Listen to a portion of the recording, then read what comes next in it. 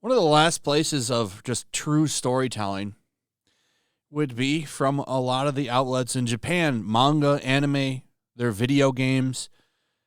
They tend to tell the stories that they want to tell. And that's part of the reason why, especially when it comes to manga and anime, sales are high, real high. They're doing well. In fact, manga is pretty much taken over the West. It's put a massive dent in comic book sales over here. And it's part of the reason why the comic book industry isn't doing as well as it used to, because instead of reading all these awful stories that are coming out from the West, particularly Marvel and DC, they haven't put anything out really good in a long time. They can just go and read manga. It's cheaper and better. Just a fact. Sales don't lie.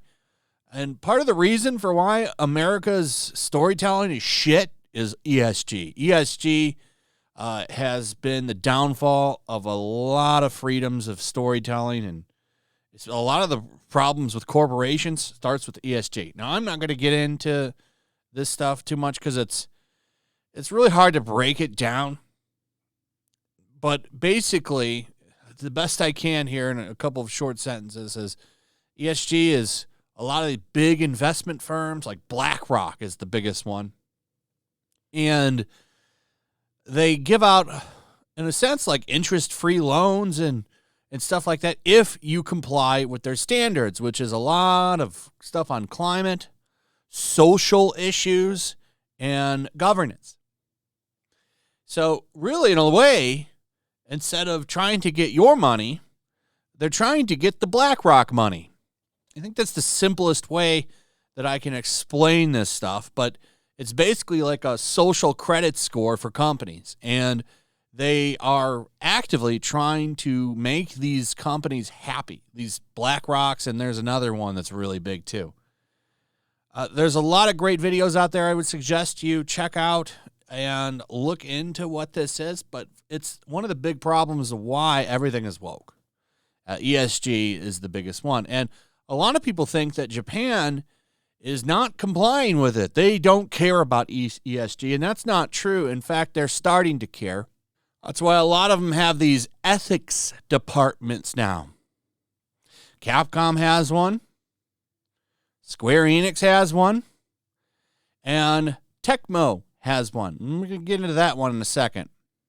But here's some articles that I just found doing a simple search with Japan and ESG. Here's another one. Charting a path towards ESG for Japanese companies. And they just kind of go over on what's going on. Now, they do know that Japan is kind of lagging behind in some areas, but it's already starting over there, which will probably eventually lead to, well, not as good storytelling, to be honest. I would say maybe possibly the beginning of the end. We'll see. But here's what was sent to me. I thought this was very interesting. This tweet got sent to me. So Koei Tecmo have their own ethics department now. No wonder Alteria Ryza 3 was censored the way it was earlier this year. Didn't see much talk about their last investors report, but it all makes sense now. To the blacklist of devs they go. And this is what got sent to me. This is what I found interesting. So here are the ESG initiatives that they're running. And if you go to their website, you'll see it over here as well. This is koeitecmo.co.jp. And right in here, this is from their website. Greetings, and this is the company. Along with that, we run our business paying keen attention to ESG as well as aiming to achieve the SDGs in the long term.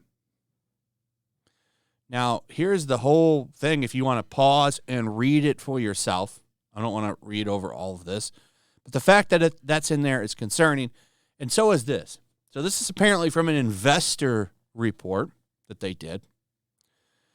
And this highlighted one is a little concerning. Raising the social quality of our products, a dedicated usability team has been established within our quality assurance division. In addition, we have assembled a database of QA knowledge featuring everything from functional bugs to local culture and social issues. Now, this is how shit becomes woke right here, people. It's not good. And the fact that you're seeing more and more of this pop up over there, it's going to probably lead to the end of, well, what was the last bastion of really good storytelling that didn't give a shit about what 10% of Twitter thought. They are starting to care about that now. You're seeing it more and more. Like, we need to worry about the global brand. We need the global stuff, societal issues. I've done a couple of videos on it now. And it's not as bad as it is here, but it does appear to be coming. It does appear to be coming. So, more of a warning than anything. I thought this was interesting, and I think I don't remember what stream it was. Maybe it was I think it was the real BBC, and a super chat came in, and it said, "Why do you think Japan ignores ESG?" And it got me thinking about it. And then I got this tweet sent to my DMs, and it's like, well, I don't think they're quite ignoring it anymore. So, it's not true that ESG is definitely a thing over there, and it's getting worse. Anyway, that's pretty much it. Let me know what you guys think about all of this in the comments. Do you think that we are nearing the end of what I was considering kind of the golden age over there? Because there's been a lot of good stuff that's come out of Japan over the past couple of years, particularly my favorite, Attack on Titan, which is crazy good, and you would never be able to tell that story over here in the West. It would get canceled immediately.